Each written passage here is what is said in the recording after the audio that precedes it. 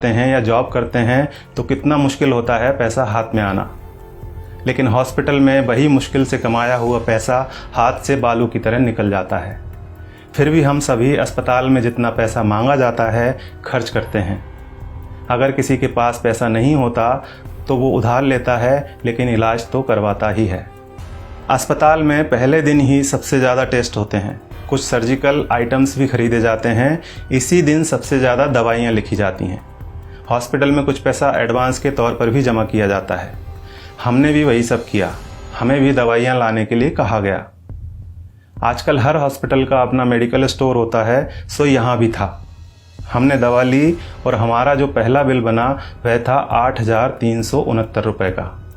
हमने अपनी जेब से इतने रुपए निकाले और देना चाहा तो पता चला कि हमें तो सिर्फ 4,620 रुपये ही देना है। क्या आपके साथ ऐसा कभी हुआ है कि आपने 8,300 रुपये की दवाइयाँ खरीदी हों और किसी अस्पताल ने आपको 4,600 रुपये ही लिए हों? शायद नहीं। हमारे साथ भी पहले ऐसा कभी नहीं हुआ था। अब यह बिल देखिए, दवाओं की कुल कीमत है 8,369 रुपये, जिसके नीचे लिखा है डिस्काउंट 3,748 रुपये। नेट अमाउंट है 4,600 रुपये, जिसका भुगतान हमें करने के लिए कहा गया। ऐसे हमारे पास और भी कई बिल हैं। हमने 5 दिन एडमिट रहने के दौरान वहाँ से कई बार दवाइयाँ खरीदी और हर बिल पर हमें छूट मिली।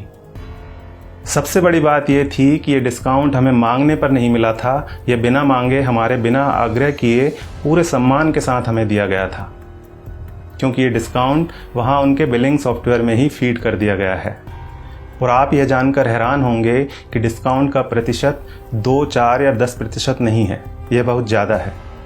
कुछ सर्जिकल और इंजेक्टेबल में डिस्काउंट 91% यानी 91% तक हैं, और जितने भी पेशेंट वहाँ एडमिट हैं सबको इसका लाभ मिल रहा है। अब आपके मन में सवाल उठ रहा होगा कि ऐसा क्यों? हम भी यही सोच रहे थे कि आखिर ऐसा क्यों। तो हमने डॉक्टर साहब से सीधे पूछ लिया, क्योंकि इसका जवाब तो वही दे सकते थे। फिर उन्होंने हमें बताया कि क्यों उनके अस्पताल में इतना डिस्काउंट दिया जाता है। उन्होंने हमें समझाया कि MRP का खेल क्या होता है। एक उदाहरण के तौर पर उन्होंने बताया कि एक इंजेक्शन 270 रुपये का आता है और उस पर MRP आती है 1,000 रुपये।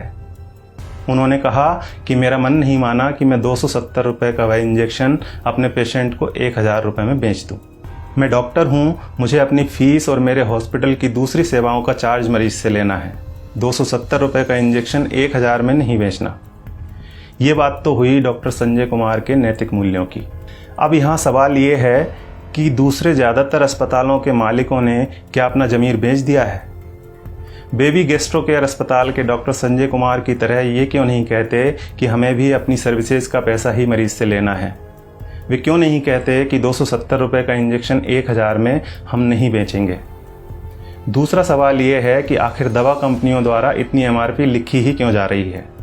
इनको किसने अधिकार दिया है दवाओं पर इतनी ज़्यादा MRP लिखने का? और आखिर में सबसे बड़ा सवाल यह है कि हमारी सरकार, हमारा स्वास्थ्य विभाग, हमारे प्रधानमंत्री और स्वास्थ्य मंत्री क्या कर रहे हैं? वे इस बात का संज्ञान क्यों नहीं लेते? क्या दवा कंपनियों द्वारा लिखी जा रही MRP पर अंकुश लगाना नोटबंदी या धारा 370 हटाने से ज़्यादा कठिन काम है? क्या इसे व्यवहार में लाना GST लागू करने से ज़्यादा मुश्किल है? अगर नहीं तो फिर क्यों दवा कंपनियों को इतनी छूट दे रखी है? उन्हें इस बात को संज्ञान में लेना ही चाहिए और जल्दी से जल्दी MRP पर अंकुश लगाना चाहिए। जब तक ऐसा नहीं होता है तब तक आपको और हमें अपनी आवाज़ उठानी ही पड़ेगी, और ये इतना मुश्किल भी नहीं है।